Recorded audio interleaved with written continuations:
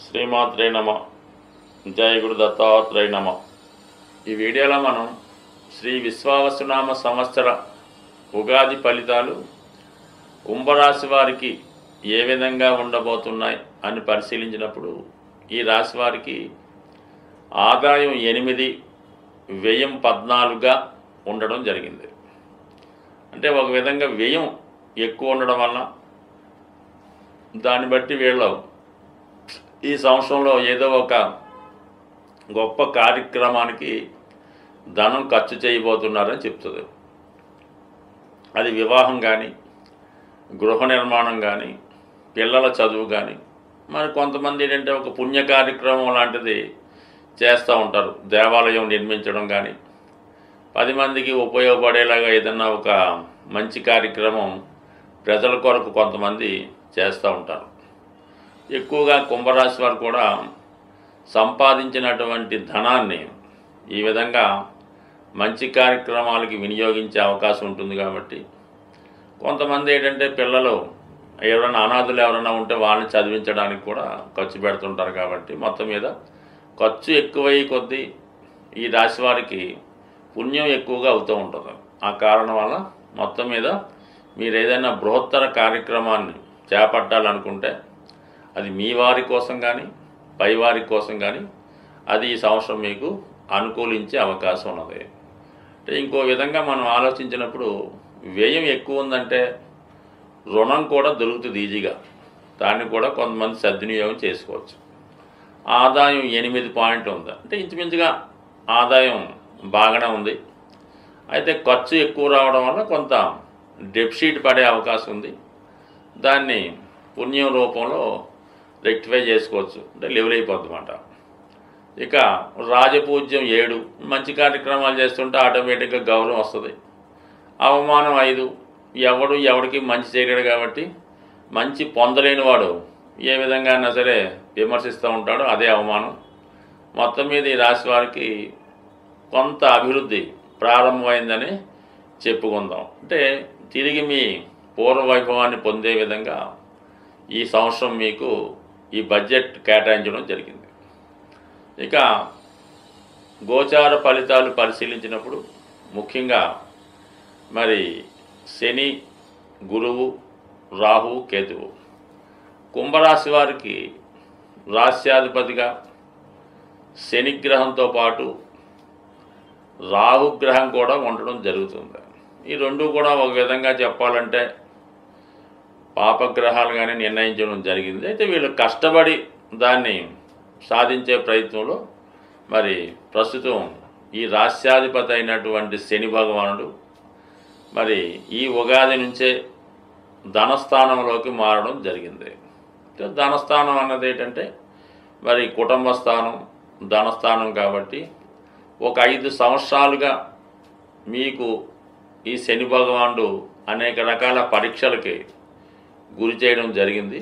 మరి ఇప్పుడు మీకు కుటుంబ స్థానం మీదకి రావడం వల్ల ఈ కుటుంబాన్ని అలాగే మీ యొక్క ధన వ్యయాన్ని సెటరైట్ చేసే ప్రయత్నంలో కుటుంబ స్థానంలోకి వచ్చినటువంటి శని భగవానుడు కొన్ని కుటుంబ సభ్యులకు కూడా కొన్ని సమస్యల్ని సృష్టించడం జరుగుతూ ఉంటుంది. అంటే సాధారణంగా ఈ కుటుంబంలో వారికి మీరు సరైనటువంటి విద్య చెప్పించలేకపోవడం, సరైనటువంటి సౌకర్యాలు కల్పించలేకపోవడం, అలాగే కుటుంబంలో మీకు మీ యొక్క కుటుంబ సభ్యులు సరైనటువంటి నడవడిక లేకుండా, సరైనటువంటి సంపాదన లేకుండా మొత్తం అందరూ మీ మీదే ఆధారపడుతూ మిమ్మల్ని చాలా మనస్తాపానికి గురి చేసే విధంగా ఉంటుంది.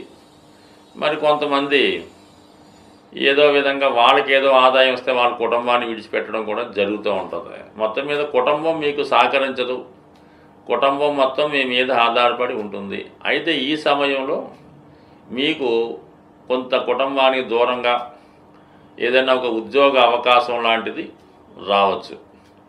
ఆ కారణం వల్ల ఏంటంటే మీరు కొంతవరకు ఈ కుటుంబ పరిస్థితి రీత్యా వేరే ప్రాంతానికి వెళ్ళి అక్కడ మీరు ఏదో ఒక విధి నిర్వహణలో పాల్గొని మీరు కష్టపడుతూ కొంత ధనాన్ని మీ కుటుంబానికి పంపడం జరుగుతూ ఉంటుంది. ఏదన్నా మొత్తం మీద కొంతవరకు ఈ కుటుంబపరమైనటువంటి సమస్యలు కుటుంబానికి దూరంగా ఉండడం, కుటుంబంలో ఒకరికి ఇబ్బంది వల్ల మీరు ఎక్కువ కష్టపడడం జరుగుతూ ఉంటుంది.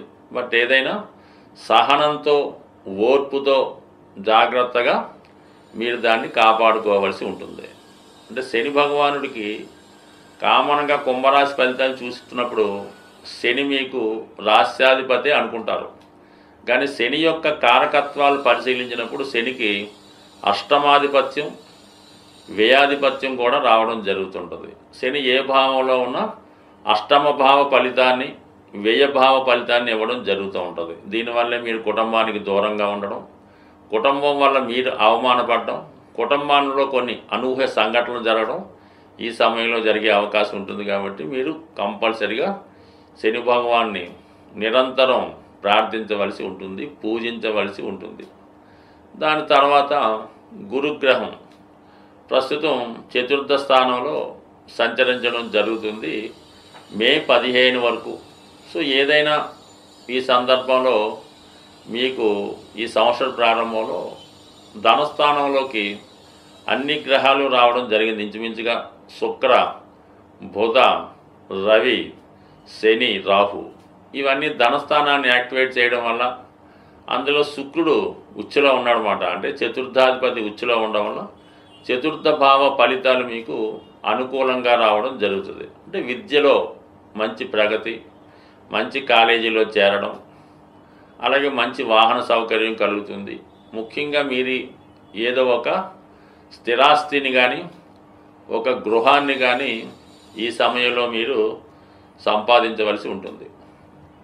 సో దానివల్ల ఏంటంటే మీకు ఏదైనా ఒక స్థిరాస్తి కొనుక్కునే ప్రయత్నం ఈ సమయంలో జరిగే అవకాశం ఉంది. అది కూడా మీ కుటుంబ సభ్యుల సహకారంతో మీరు దాన్ని కొనుక్కోవలసి ఉంటుంది.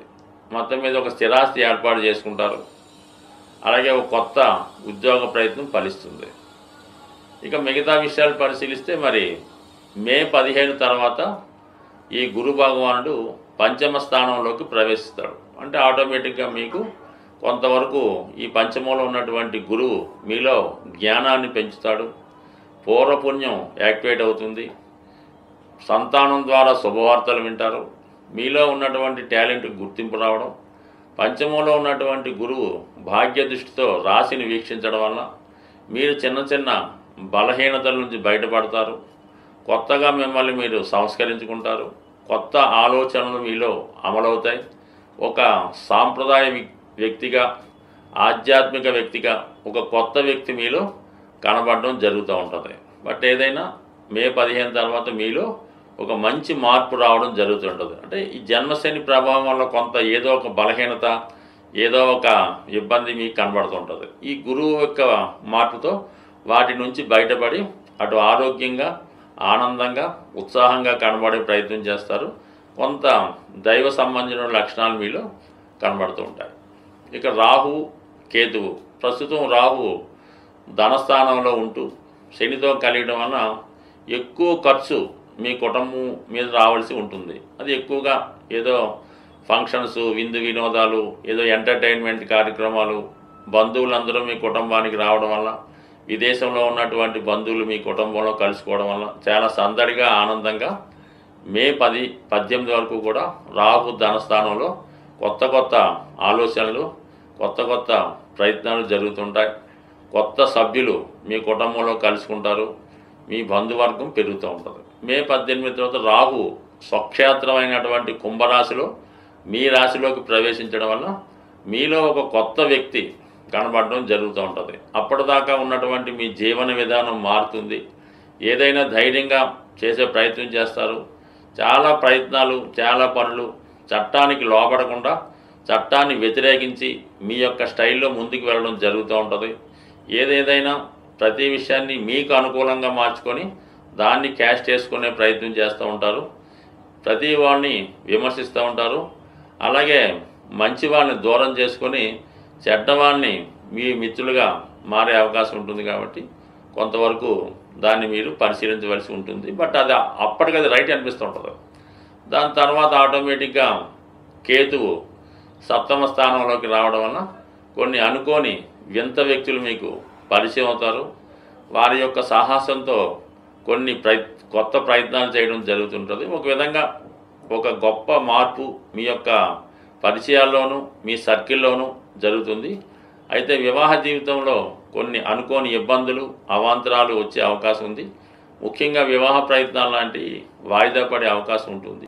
సాధారణంగా గ్రహాలకి మనం పరిహారాలు చేస్తున్నప్పుడు ఒక విధంగా జలతత్వంలో ఎక్కువ గ్రహాలు ఉన్నప్పుడు కానీ ఆ జలతత్వంలో ఉన్నటువంటి గ్రహాలు మనకి వ్యతిరేక ఫలితాలు ఇస్తున్నప్పుడు అభిషేకం ద్వారా మనం ఆ గ్రహాన్ని పరిహారం చేస్తే 100% ఆ ఫలితం తొందరగా రావడం జరుగుతుంది. ఇప్పుడు మనకి ఈ మీనరాశిలో 6 గ్రహాలు ఉండగా ఈ సంవత్సరం ప్రారంభమైంది కాబట్టి అందులో మిత్రగ్రహాలు ఒకటే ఉంటే పర్వాలేదు, శత్రుగ్రహాలు కూడా ఉండడం వల్ల అంటే శుక్రుడికి రవికి వ్యతిరేకత, శనికి రవికి వ్యతిరేకత, ఈ విధంగా ఒక రాశిలో ఈ పాపగ్రహాలు చేరినప్పుడు ఆ భావం యొక్క ఫలితాన్ని సంపూర్ణంగా నాశనం చేయడం జరుగుతూ ఉంటుంది. మరి ఆ కారణం వల్ల ఈ ద్వాదశ రాశుల వారికి కూడా ఈ రాహువు శని రవి వ్యతిరేక ఫలితాలు ఈ సంవత్సరంలో ఇస్తున్న కారణంగా మరి మీరంతా కూడా అభిషేకం ద్వారా మీరు గ్రహాలకి పరిహారం చేసుకోవచ్చు. అంటే ఇన్ని గ్రహాలకి మీరేమీ పరిహారం చేయక్కర్లేదు. అందరికీ ఆది దైవమైనటువంటి శివుడికి మీరు జలంతో అభిషేకం చేయడం వల్ల మీకు ఎక్కువగా గ్రహశాంతి జరిగే అవకాశం ఉంటుంది. అలాగే మీరు ఏదైనా ఒక పుణ్య నది స్నానం ద్వారా ఖచ్చితంగా ఈ గ్రహాల యొక్క ఫలితాల నుంచి అంటే పాప ఫలితాల నుంచి బయటపడే అవకాశం ఉంది. కాబట్టి మరి విధి విధానంగా అన్ని రాశుల వారికి సులభంగా మీరు పరిహారం పొందాలంటే ఒకటేంటంటే శివుడికి మాస శివరాత్రి రోజు అభిషేకం చేసుకోవడం, అవకాశం ఉన్నప్పుడు పుణ్యనది స్నానం చేయడం ద్వారా మీరు పునీతులయ్యే అవకాశం ఉంది. అలాగే మనకి ఏదైనా అగ్నితత్వ రాశిలో ఉన్నటువంటి గ్రహం ఇబ్బంది పెడుతుంటే మరి హోమం చేసుకోవడం ద్వారా ఆ గ్రహం యొక్క మంచి ఫలితాన్ని పొందవచ్చు. అంటే ప్రస్తుతం ఈ ప్రారంభంలో పెద్దగా అగ్నితత్వ రాశుల్లో గ్రహాలు లేవు కాబట్టి ఏదైనా మీకు ఇదొక అగ్ని ద్వారా పరిహారం అంటే హోమం చేసుకోవడం.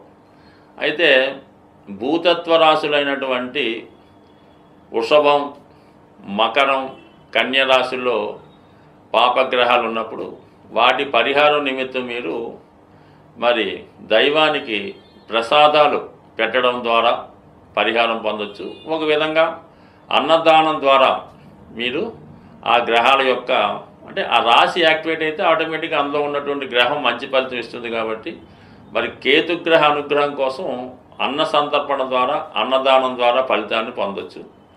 వాయుతత్వంలో ఎక్కువ గ్రహాలు ఉన్నప్పుడు పాపగ్రహాలు ఉన్నప్పుడు జపం ద్వారా అంటే మీకు మీరే చేసుకునే ఏదో ఒక మంత్రం చేసుకోవడం ద్వారా మరి వాయుతత్వంలో ఉన్నటువంటి గ్రహాలు మీకు మంచి ఫలితాన్ని ఇవ్వడం జరుగుతూ ఉంటుంది. బట్ ఏదైనా మరి ఈ సంవత్సరంలో ఈ జలతత్వంలో ఉన్నటువంటి రాహువు శని మొదలగు పాపగ్రహాల శుభ ఫలితం పొందాలంటే ఖచ్చితంగా మీరు అభిషేకాల ద్వారా అమ్మవారికి చేయించుకోవచ్చు, అయ్యవారికి చేయించుకోవచ్చు.